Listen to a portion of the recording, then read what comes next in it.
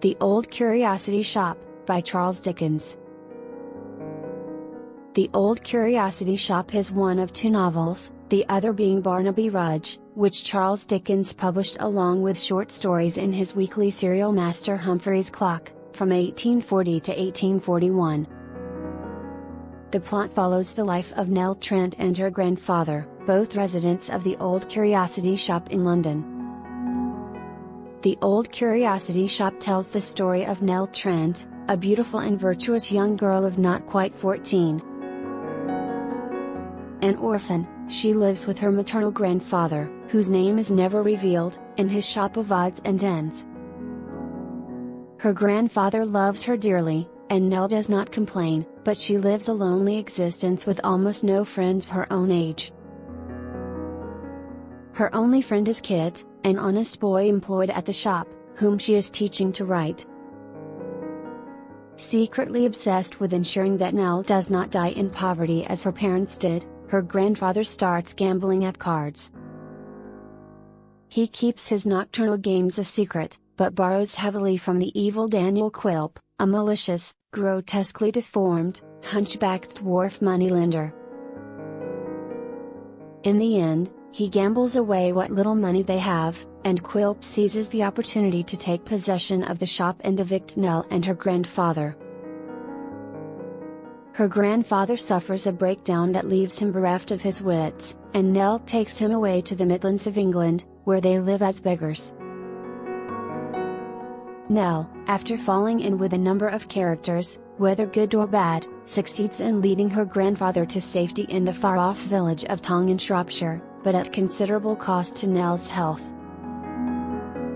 Convinced that the old man has stored up a large fortune, her wastrel older brother, Frederick, convinces the good-natured but easily swayed Dick Swiveller to help track Nell down, so that Swiveller can marry Nell and share her imaginary fortune with him. Quilp begins to try to track Nell down, but the fugitives are not easily discovered. Meanwhile, Kit, having lost his job at the Curiosity Shop, has found new employment with the kind Mr. and Mrs. Garland. Here he is contacted by a mysterious single gentleman who is looking for news of Nell and her grandfather. The single gentleman and Kit's mother go after them unsuccessfully, and encounter Quilp, who is also hunting for the runaways. Quilp forms a grudge against Kit and has him framed as a thief. However, Dick Swiveller proves Kit's innocence with the help of his friend the Marchioness. Quilp is hunted down and dies trying to escape his pursuers. At the same time, a coincidence leads Mr. Garland to knowledge of Nell's whereabouts, and he, Kit, and the single gentleman, who turns out to be the younger brother of Nell's grandfather, go to find her.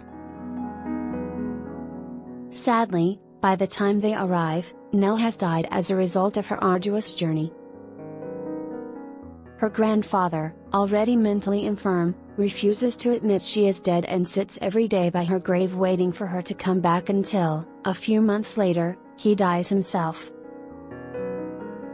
Originally, the conceit of the story was that Master Humphrey was reading it aloud to a group of his friends, gathered at his house around the grandfather clock. Consequently, when the novel begins, it is told in the first person, with Master Humphrey as the narrator. However, Dickens soon changed his mind about how best to tell the story, and abandoned the first-person narrator after Chapter 3. Master Humphrey's Clock added a concluding scene, where Master Humphrey's friends, after he has finished reading the novel to them, complain that the single gentleman is never given a name. Master Humphrey tells them that the novel was a true story, that the single gentleman was in fact himself, and that the events of the first 3 chapters were intended only to introduce the characters.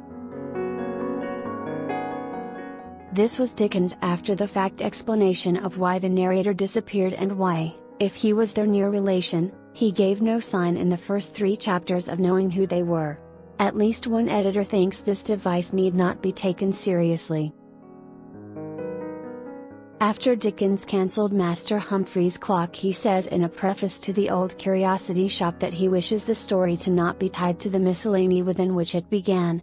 Most later anthologies published the short stories and the novels separately.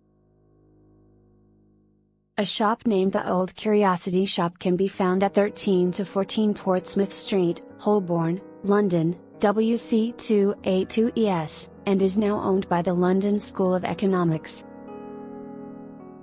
The building dates back to the 16th century, 1567, in an area known as Clare Market, but the shop name was added after the novel was released, as it was thought to be the inspiration for Dickens's description of the antique shop.